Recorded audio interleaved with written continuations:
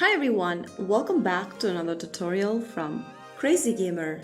Today in this video, I'm going to show you how to enable Gyroscope aim on Genshin Impact. If you want to improve your aiming precision while using a bow or ranged attack on your Genshin Impact account, first of all launch open Genshin Impact and then from the gameplay, go ahead and tap on the Paimon icon at the top left corner. Now, from this menu that pops up on the screen, click on Settings. Under Settings menu, select Controls. Under Controls, scroll all the way down and look for Gyroscope option. Toggle the button on under Gyroscope Aiming.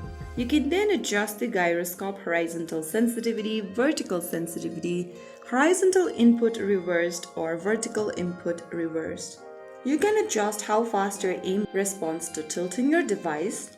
And there you go. That's how you can enable gyro aiming on Genshin Impact. If you found the video helpful, don't forget to like, share and subscribe to the channel.